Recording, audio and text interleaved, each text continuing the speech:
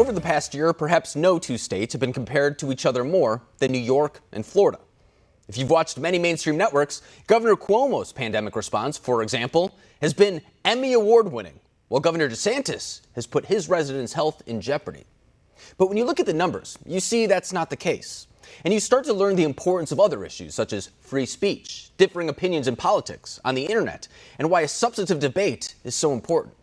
Here to help us understand why that's the case is Representative Greg Steube, the congressman serving Florida's 17th district. So, Congressman, I first want to start a little bit more macro, get your response to exactly the Democratic priorities, because we saw that once Democrats did take back the White House, the House of Representatives, they maintained, as well as the Senate, we saw that their priority was impeaching the former president. So I want to get your response to that first. Well, they've been trying and attempting to impeach President Trump during his entire 4 years in the presidency. I mean, the day of his inauguration, there was talk about it. For 3 years, the mainstream media perpetuated a lie to the American people of the Russia collusion hoax. I sat through it in the Judiciary Committee of Impeachment 1.0 and Impeachment 2.0. They had no evidence. They had no witnesses. They had no testimony, no hearings. Literally days after the attack on January 6th, they brought articles of impeachment on incitement of violence. And when the Senate heard it, President Trump wasn't the president anymore. So I don't know how you remove a not president under the Constitution. He had no due process in the House. It was unconstitutional because President Trump was no longer president and therefore cannot be removed. And the actual charge of incitement of violence, if you look at the actual case law, and look at the actual law, which the Democrats didn't do. The incitement for violence elements of the crime are very clear. It's U.S. Supreme Court case, Brandenburg versus the U.S. And in that case, he actually called for violence against individuals, and they called that freedom of speech and didn't call that incitement of violence. So you have nowhere near that in the president's speech. And still, we spend another 2 weeks of the taxpayers' times and Americans' time impeaching the president, and it didn't happen again. He was acquitted again, which is an outcome that many of us could have told you was going to happen. But that's the Democrats' obsession with President Trump and trying to impeach him.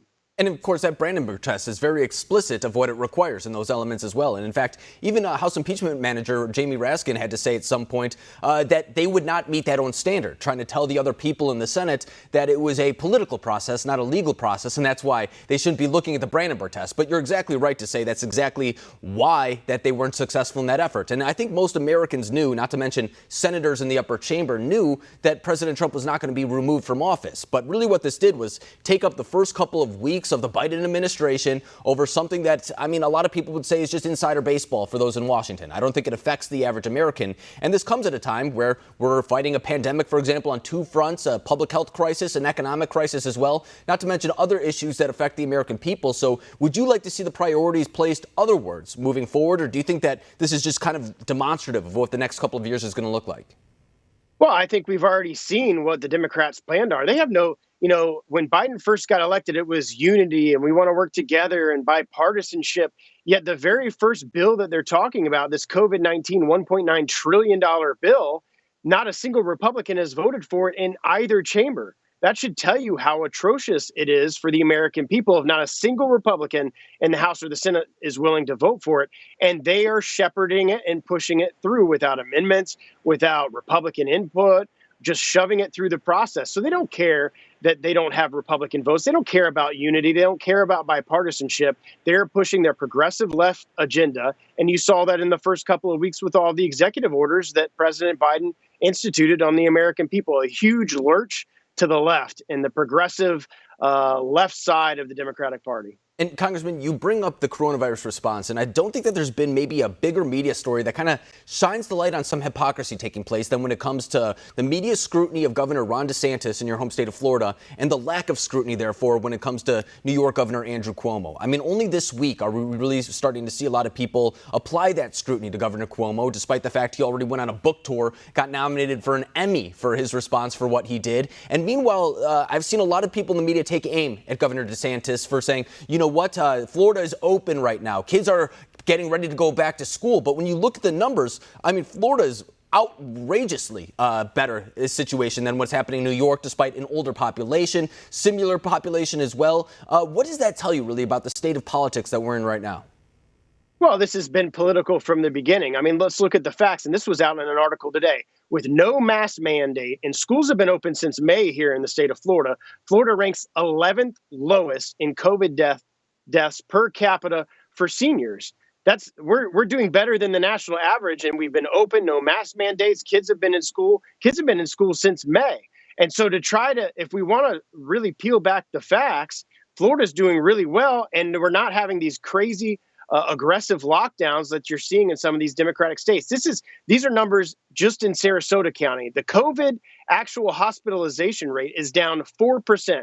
It was 10% in December. It was 6% this month here in February. The 7-day positivity rate has gone from 5.4% in November to 3.2% in February. Yet the Biden administration is saying, oh, well, we have to restrict travel to Florida because they're having a spike in COVID cases. That's not factually accurate at all.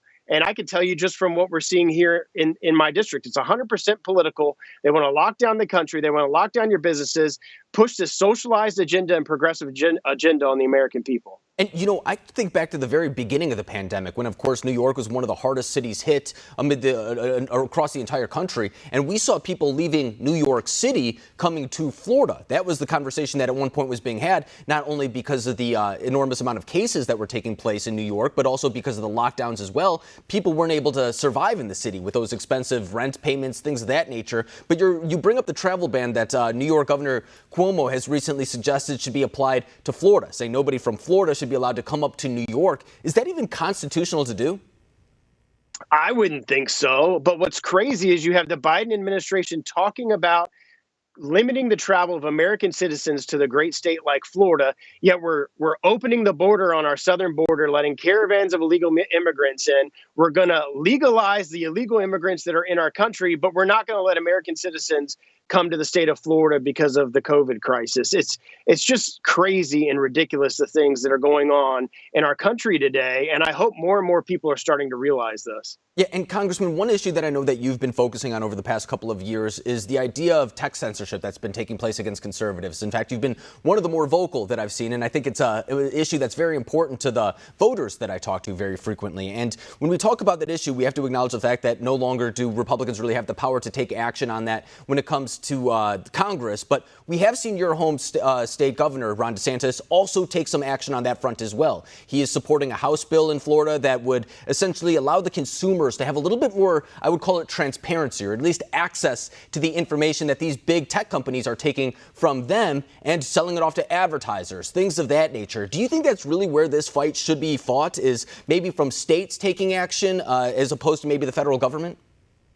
Well, I commend the state of Florida for taking action, because obviously for the federal government and U.S. Congress to take action could take years. That's if we even get anything done. I don't know if Democrats are really willing to censor or to go after the liability protections that big tech has. So I applaud the efforts of the Republican legislature and Governor DeSantis here in Florida to at least take some steps that they can at the state level to curb this abuse. Look, the only way to curb the behavior of these big tech companies is to go after their liability protection. They do what they do because they can get away with it and not be sued. There's no other business in the United States that can get away with that. Not news agencies, not news broadcasters, not publications, because they can be sued. So why are we going to give liability protections to companies that are abusing that and censoring speech and violating your First Amendment rights? I have a bill that would go right at Section 230 and reform Section 230 to allow individuals to have a private right of cause of action if these big tech companies